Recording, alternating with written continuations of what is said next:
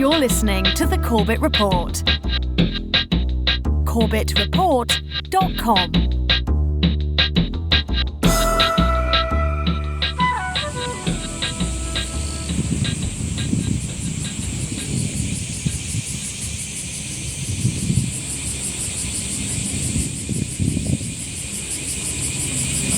Oh, hi everyone.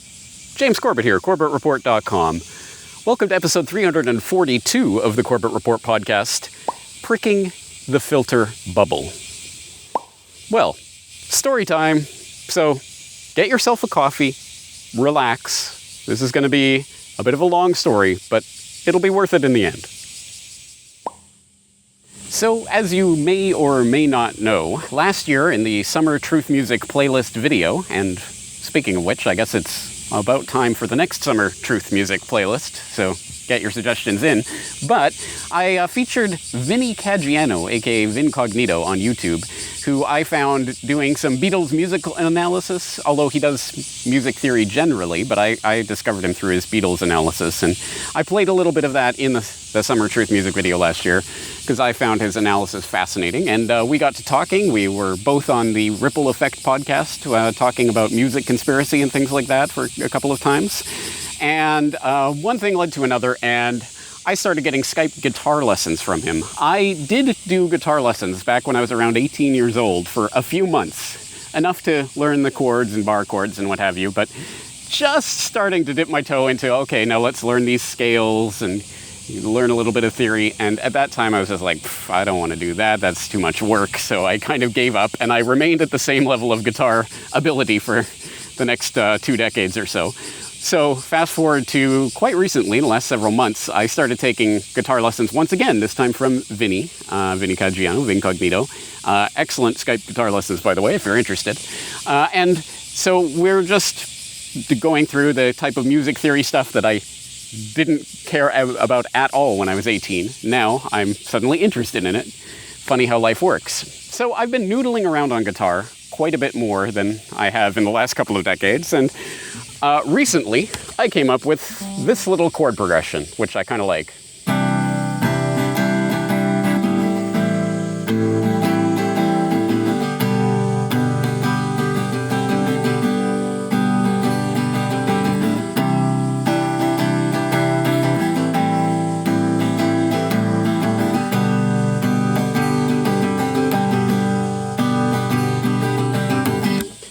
But as always, when I come up with a chord progression that I think sounds good, I always think to myself, so who did I rip this off from? Because clearly I didn't do that myself. And interestingly, the song that came to mind that reminds me of was High and Dry by Radiohead. And I say interestingly because in my entire life up to that point, I'd probably heard that song maybe 5 times ever in my life, and certainly not within the last few years. So why on earth did I suddenly start subconsciously copying that? I don't know. But here's the point, and here's where things get interesting. I know you're thinking, what the hell does this have to do with the price of tea in China? Well, here's where things get interesting. I hadn't heard that song very much in my life because I've been on a Radiohead boycott for the last couple of decades. Long story short, back when OK Computer first came out and everyone was telling me, this is the best album that's ever been created. These guys walk on water. Oh, this is amazing. You've got to listen to this, James. And I listened to OK Computer, and yeah, there's some great songs on there, but it wasn't exactly the second coming of Christ like I'd been promised by the indie hipster crowd. So I decided, I think this is a bit overhyped. I'm going to step back. So for 2 decades, that's exactly what I did. Of course, like everyone else, you hear the singles, you hear the big hits, you hear things here and there. So I have heard Radiohead, but I haven't listened to an album of theirs at any rate since OK Computer. And so it's very odd that I'm playing this chord progression and I suddenly think of this Radiohead song that I barely heard in my entire life. But I was in the conundrum. Of course, I didn't own any Radiohead albums, and I don't have Spotify or Apple Music or any streaming service like that. So what do you do in a position like that? You go to ThemTube to look up the music video, of course, right? So that's exactly what I did. I went to ThemTube, I looked up the music video, and the chord progression for the verse on High and Dry is something like...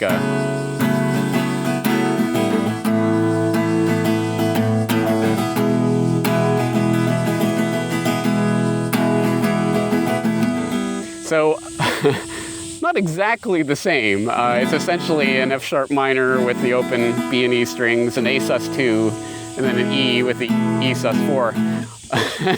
Not exactly the same as my progression. Musically speaking, I had a 4-2-1 with a little suspension on the 1. And Radiohead has a 2-4-1 with a little suspension on the 1. So highly reminiscent, we'll say. And so now I can't play that original progression without thinking of high and dry, even though it's not technically the same thing. But this is where things start to get creepy, interesting, something. So here I am on my Radiohead boycott, and I go to them tube, I type in high and dry, I watch the Radiohead video, I suss out the chords, and I see, it's kind of subconscious plagiarism or something going on there. At any rate, it reminds me too much of that song, so I don't think I'll ever do anything with that chord progression. But as a result of me going to ThemeTube and typing in Radiohead High and Dry and watching the video, of course, the GooTube decides that I must be interested in Radiohead, right? So it starts recommending videos for me. And I see them on the sidebar in the recommended videos, but, I'm on my boycott. I don't care. But to be fair, I've always, even during my Radiohead boycott, I've always maintained, yes, of course, Radiohead has the best music videos of any band ever. Just is the best music video ever made, hands down. And I love most of their music videos. So, I'd see, oh, there's Just, I'll watch Just. Oh, there's Karma Police, that's a good one, I'll watch that one. And, of course, since I click on that one and I click on that one, well, now ThemeTube thinks I really want to hear Radiohead. So now it's recommending more Radiohead to me. And for the most part, again, I'm on my boycott. I'll watch a video here and there, but I don't really care.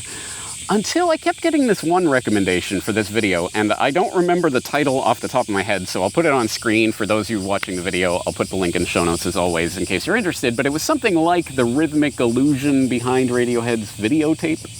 Videotape, although I didn't know it at the time, being the last track on their 2007 In Rainbows album. And I saw that recommended to me over and over, and I thought that sounded interesting enough. What the rhythmic illusion, what on earth, what is going on here? So I click on it. It's a Vox video, of all things, an earworm video. It's this 10-minute video about videotape. For those who've never heard it, I mean, it sounds exceptionally simple. It's just dun, dun, dun, dun, dun, dun, dun, dun. And if you were to ask anyone in the world to count that song, they would go 1, 2, 3, 4, 1, 2, 3, 4. But that's not how Radiohead is playing it. That's not how they're hearing it in their heads as they're playing it. There's a rhythmic displacement going on of 1/8 note. Anyway, it's intriguing. It's absolutely intriguing to me. So I watch the 37-minute video that some crazy super Radiohead fan did that was the basis for that Vox video, and I watched many of the live performances of videotape, and I listened to the studio version, and suddenly I could hear, oh, wow, there's this whole different dance beat thing going on in the background that you would never know. And I decided, you know what, that's actually genius. I have to hand it to them. That is really genius the way they did that. And once you go down that rabbit hole, it's fascinating. So, long story short, I'm now, all right, I'm a Radiohead fan. I've broken the 2-decade boycott. I've bought most of their albums. You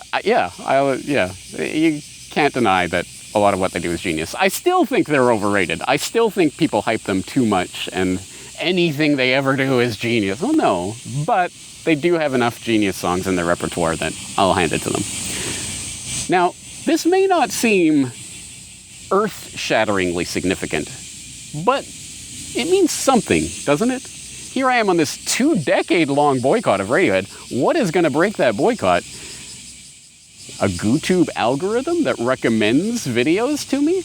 And well, that one seems interesting. I'll just look at that. Oh, wow, that's really interesting. I'll get more into that. Suddenly, next thing you know, I'm buying all their albums and watching all these different videos. That means something. And yeah, it's whether or not James listens to Radiohead, who cares?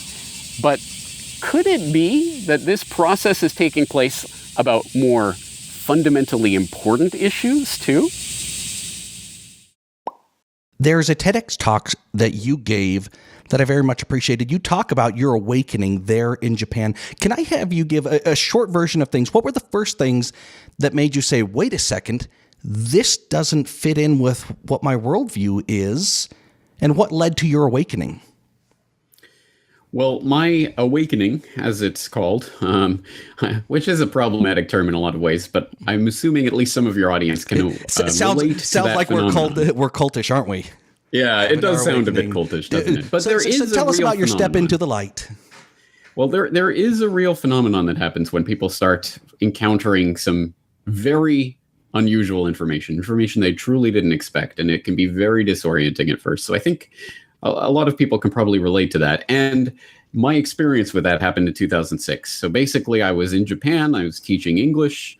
The furthest thing from my mind was starting a website, getting involved in anything like this. I had absolutely no intention to do so. But I moved into a new apartment here in Japan, and this apartment came with an internet connection. It would be the first time I'd had internet in my apartment for years. So I suddenly had internet, and hey, I could just sit and browse it at home at my leisure. And there's all these nifty new services that had popped up in the meantime, like YouTube, like Google Video. These were brand new things back in 2006. So I was doing what I tended to do. Hey, I like to watch documentaries. I like to find out information. Hey, I think I can watch pretty much anything I want. That's as long as it's on YouTube or Google Video. And at that time, it was the Wild West, so everything was on YouTube and Google Video. So it was great for me. I was learning all sorts of new stuff, but I kept getting these related videos recommended to me in the sidebar about 9/11 conspiracy stuff. And I thought, oh no, I didn't even want to hear it. I didn't want to see it. That's stupid. It's ridiculous.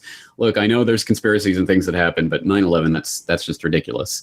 Once in a while, I'd click out of one of them just out of morbid curiosity or just to laugh at the stupidity of it. And to be fair, there were some stupid videos being promoted about flying orbs and things like this.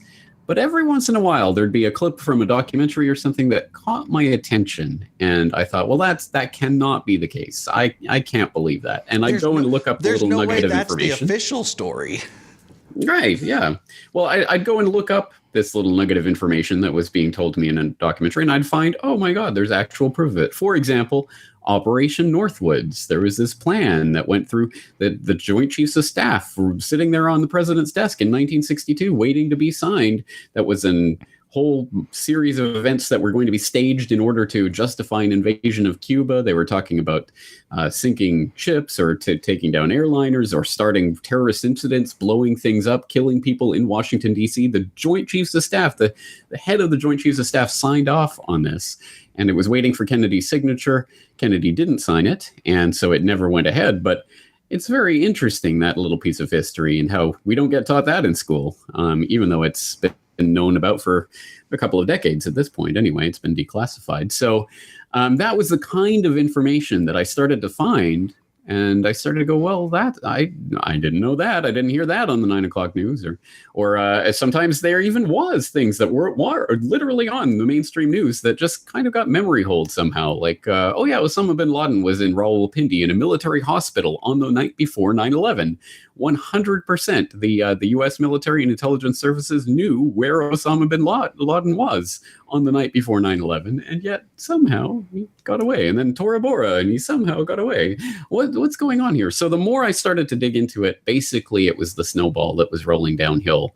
Once you start trying to search this information in order to disprove it, and you have a tough time disproving it, you start getting into that process. And it was really just, it was just a process that kept going. And I started finding out the Federal Reserve and the monetary system and things along those lines. And by that point, I guess I was ready to start my own website to continue the research for myself and do it in a very public fashion. Oh, that's right. In some non-trivial way, to some non-trivial extent, you could say that the YouTube recommended video algorithm is, if not entirely responsible, at least a contributing factor to the fact that the Corbett Report exists at all. What could come along and break down my 2-decade-long blockade against Radiohead? What could break down my 5-year-long boycott against 9/11 truth information?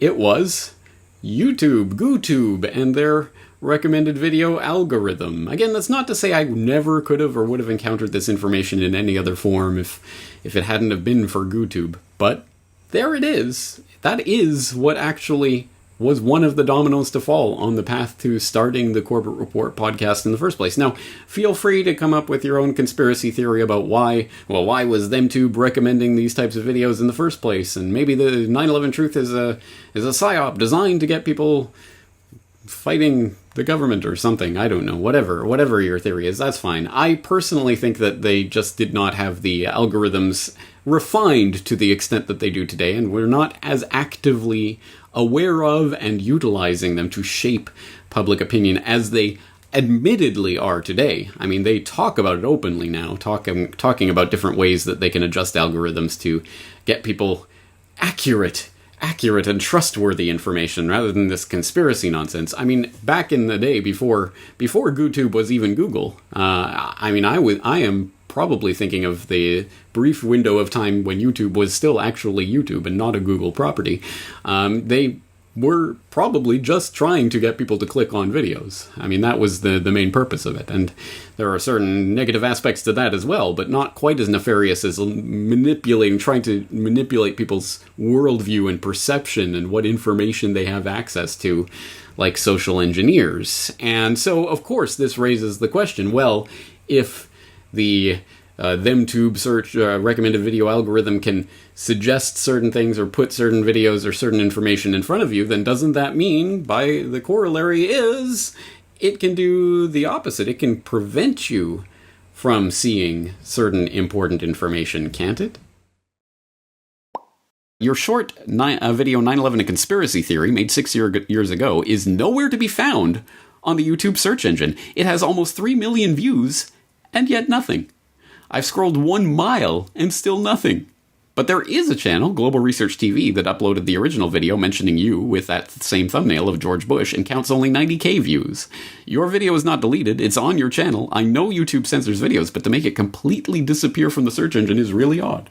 Yes, it is really odd. Thank you for pointing that out, Marino. And in fact, this is something that I noticed a couple of years ago. I can't remember exactly when, but it's been at least a couple of years, maybe a few years. I noticed it was getting harder and harder for me to search that video when I just wanted to look it up on YouTube instead of going through my Creator Studio backend thing, just looking in the search engine, 9/11 A Conspiracy Theory. It was getting harder and harder. Like, it would be the 12th result, and then it'll be on like the second page of results, and then I'd have to put it in quotation marks, so it's that exact phrase. I get it, 9/11 Conspiracy Theory is kind of it was purposefully a very general title that could have, millions of results. But you would think, again, this viral video, millions of views on my channel, millions of views combined on other people's channels, hundreds of thousands of downloads directly from my website. You would think that this would be higher in the search ranking. But no, it was getting pushed progressively further and further down the search results. And now I've heard from you, and Brock West was just letting me know this today, and other people have pointed it out, and I myself too. You cannot search that video on YouTube anymore. You put in the exact title, you put in quotation marks, you do whatever, you even put Corbett or Corbett Report next to it. You cannot get that video from the search bar anymore. This is a type of censorship I think most people don't even know is happening right now. I mean, we all know the searches are being structured and whatever, but you literally cannot search this video anymore.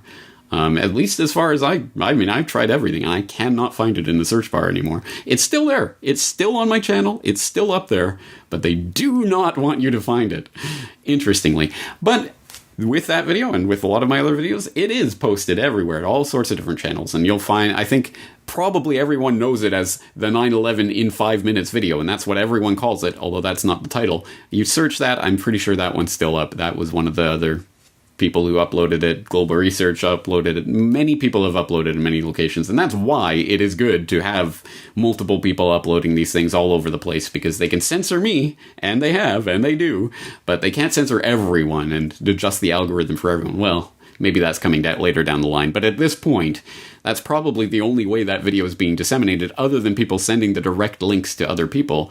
It's probably other uploads of it that's being found in the search bar right now.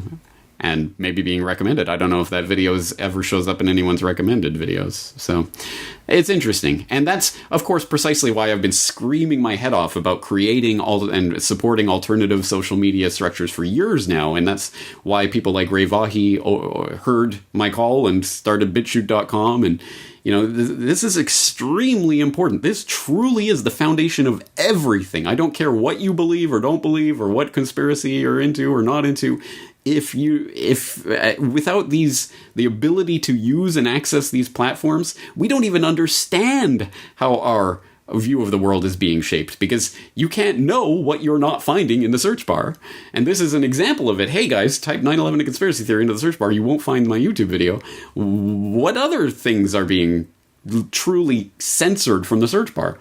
You don't know. You can't know. And what you can't know won't ever affect what you think, and you'll never encounter that information. So think about that, and that's exactly why we need social media alternatives. Remember that social media alternative series I was doing that was deeply, wildly unpopular, greeted with rank unenthusiasm from the crowd, and if not, outright scorn and vitriol? Well, anyway, this is why we need to explore many, many, many alternatives. We need to create many other platforms, and we need to stop giving ThemTube all our power. Yes, as I say, when I go to GooTube and I try to search 9/11 a conspiracy theory, the video, no matter what search terms I'm using, I don't get it on the first page of my results. Now, I want to thank all the people who have written me to say different ways that they have found the video on through their searches. And some people are saying, well, if you just go to Google, or if you go to DuckDuckGo, or if you go to Startpage or some other search engine and type it in. Yeah, I understand that. I'm talking about the YouTube search engine itself. If you go to the YouTube search engine and are searching this information, it seems, at least for me, it doesn't seem to offer it to me. Other people say otherwise, and that is part of this problem, is that the filter bubble is not some one-size-fits-all solution for everyone. No, each of us has our own individually tailored filter bubbles, because the algorithms know what you've searched for in the past, what you've clicked on in the past, what information you tend to want to see and tend to not want to see, and it calculates all of that and gives you your search results. So try searching the same search term from someone else's computer and see if you get the exact same list of items. I mean, this is part of the problem. We don't even know the extent to which information is being precluded from us and not other people and what have you. I mean, this is such a deeper and more complex issue than most people give it credit for, but it's even deeper than that, because let's just give benefit of the doubt and say that this is these recommended algorithms and tailored news feeds and everything are working perfectly fine and in an even-handed manner, and are not trying to manipulate your worldview and prevent you from seeing certain information and forcing certain other information into your consciousness, which they are. But let's just pretend for a moment that's not doing that, and these recommended algorithms and tailored news feeds and everything are just working as they're supposed to function, to basically give you more of the content you want to see and less of the content you don't want to see. That in and of itself is a problem. It creates a societal problem that we are starting to experience now, because, as I was talking recently on Financial Survival, I brought up the point that we are living cocooned in ideological filter bubbles. These bubbles, most, or if not mostly, at least largely of our own making, because well, of course, you just want to hear from people that you agree with. You want to hear the things that you already agree with. Well, you now have the ability to do that in a way that was not possible in any other era. Yes, you could, back in the day, you could try to avoid, the New York Times and try to read the Wall Street Journal or something, but then, even then, of course, your options are highly limited, and you're still going to be bumping up against information you don't like and viewpoints that you don't want to hear from. Well, today you can subscribe to only the people you want to hear. You can have super incredibly niche little information markets where you only ever correspond with people in the echo chamber. And that is contributing to the hyperpolarization of society that none of us can deny is taking place right now. Tonight in Chicago, a college campus suddenly erupted. Police and protesters doing battle because political tensions have reached a boiling point. Tough words from Berkeley's mayor about the army of anarchists who took over a peaceful rally, while others are defending their violent tactics. Jeff Sessions. Let's go. Jeff Sessions. Let's go. Jeff Sessions. Let's go. Win. Now. Win. Now. Win. Now. Win. Now.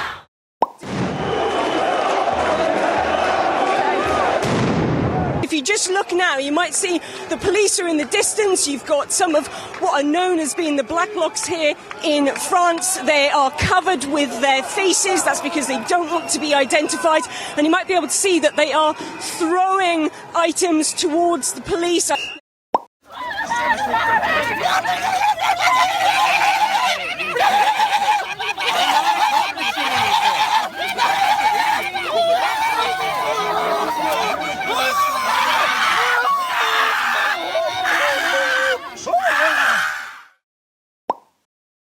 I hope the scope of the problem that we're dealing with here today is not lost on the viewers and listeners. I mean, this is a huge issue. It has to do with the information that's being presented to us in the first place because of the behind-the-scenes wizardry of the algorithms deciding you should see this or you shouldn't see that.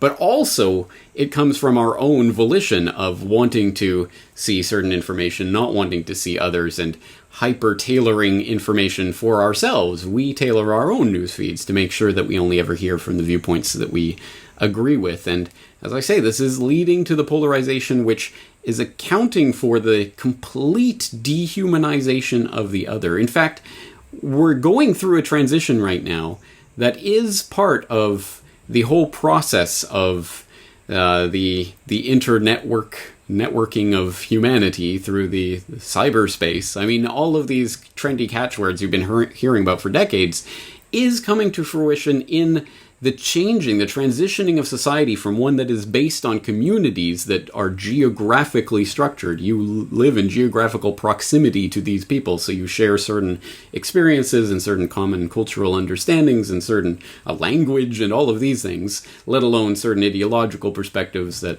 people in geographical proximity tend to share. We're going from that to ideological communities that are not geographically based, and that you could have more in common with someone in Timbuktu than you do your next door neighbor. In fact, you might know the person in Timbuktu's name, you might not know your neighbor's name. This is a dramatic, incredible transition that's taking place right now, and it leads to this hyper-partisanship and this hyper-polarization, and ultimately the dehumanization of others, the other, online and increasingly in the real world, because as the poles start to get pushed apart and you are either alt-right or you are alt-left and there is no space in the middle, you've got to choose a side, and suddenly you choose a side and then everything that is not you is the other and is this horrible evil force that must be stopped. It is the reason for the destruction of society. This is the divide and conquer to an extent that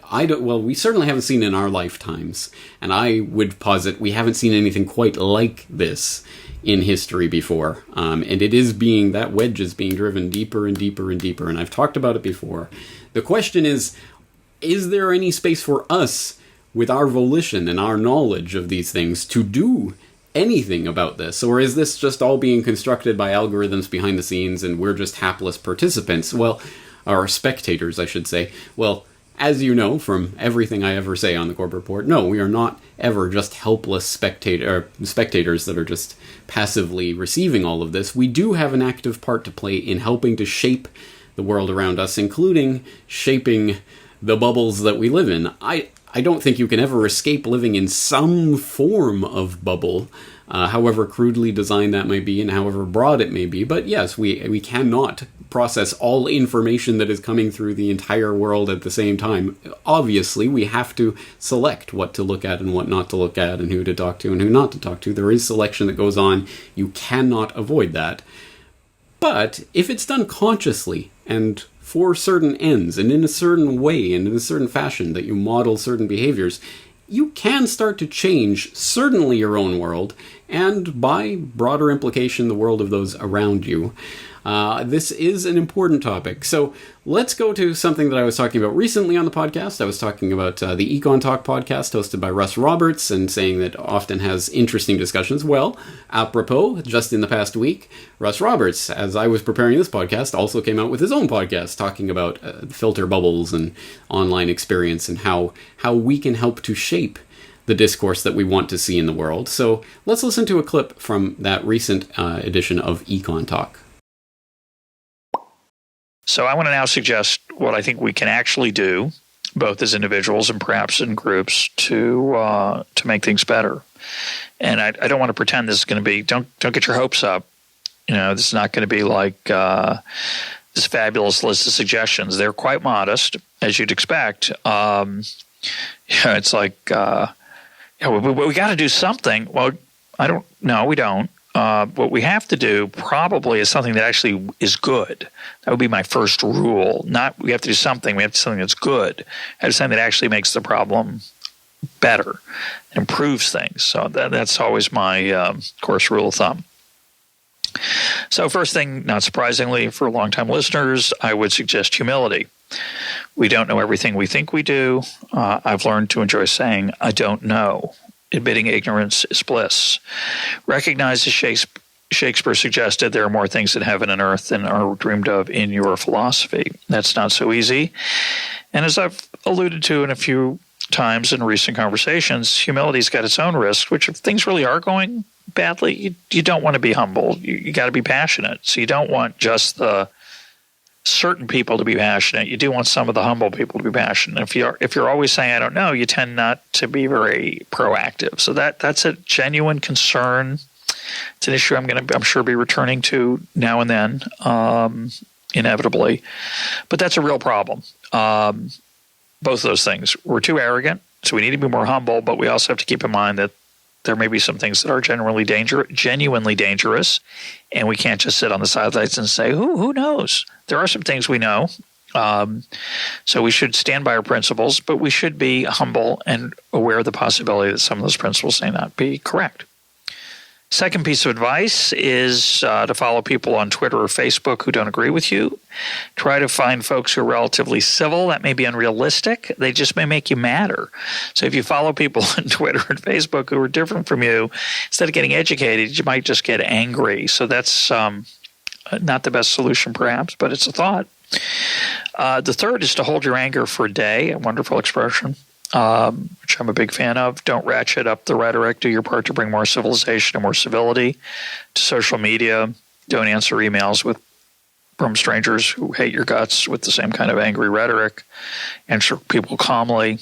Don't play the game. Don't lower yourself. I think that's really just good advice generally, not just for this issue, but just for one's own sanity and soul.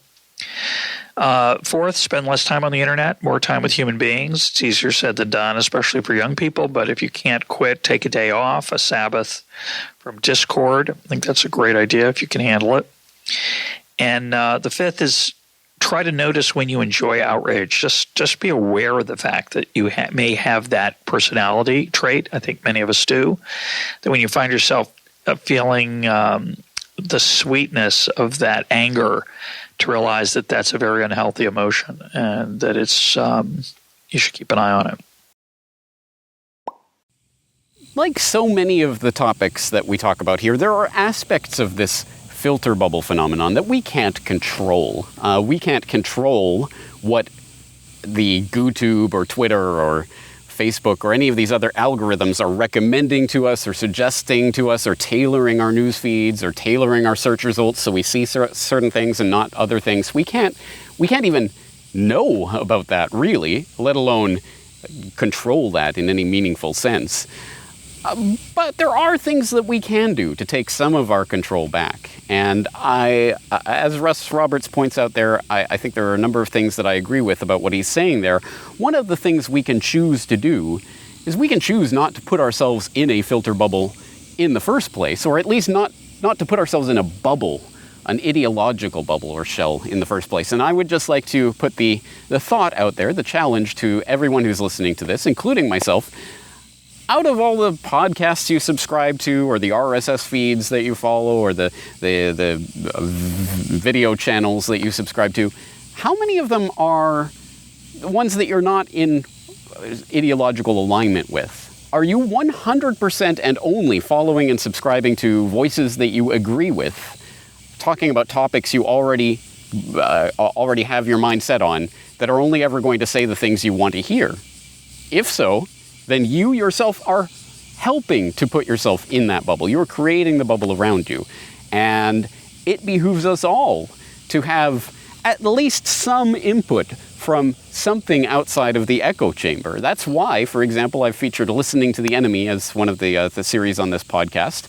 It is important that you're listening to whatever it is. In the Corbett Report context, it's, the CFR and things like that, to at least understand what is being said on that side of the aisle, but also to, if you're on the left, you should listen to people on the right. If you're on the right, you should listen to people on the left. And again, it doesn't mean that you have to agree with things. It's so that you can learn how to disagree and what to disagree about. If you're only ever seeing the caricature of the other side from your own side, then you will never truly experience human interaction.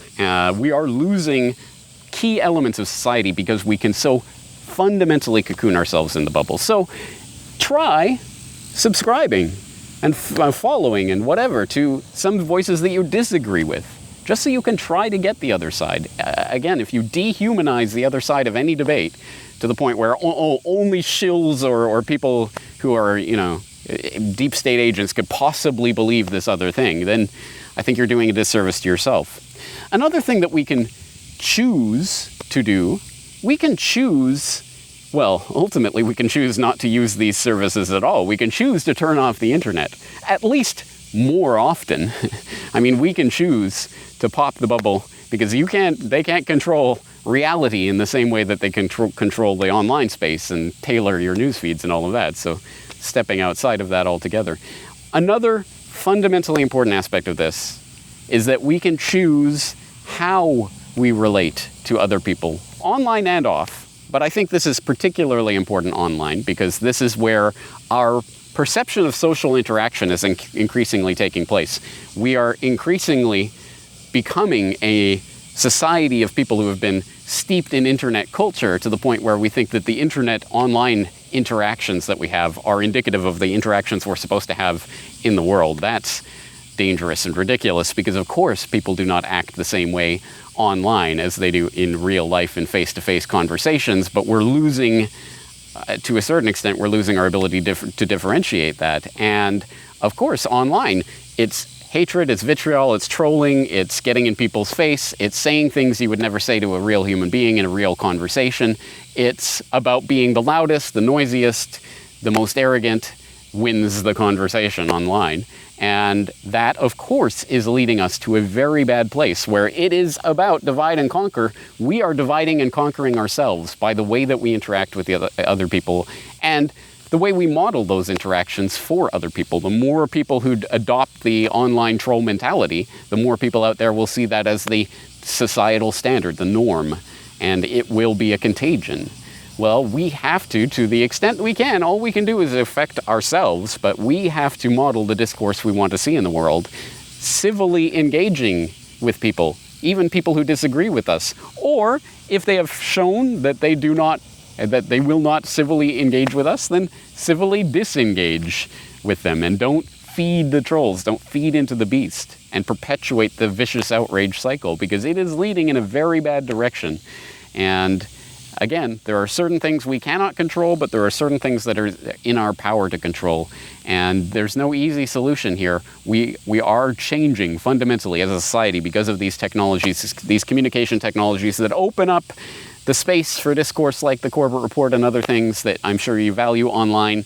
But also it brings with it the polarization, the vitriol, the hatred, taking us to a place where I imagine most of us do not want to go. So it's something to think about. I think this is an important topic. I know it's not going to be the most pressing topic for a lot of people out there, or they don't see the importance of it, but I guarantee you at some point, my reflections here today will come back to you as you participate in the online culture and find yourself in one bubble or another. That's going to do it for today. James Corbett, CorbettReport.com. Looking forward to talking to you again very soon.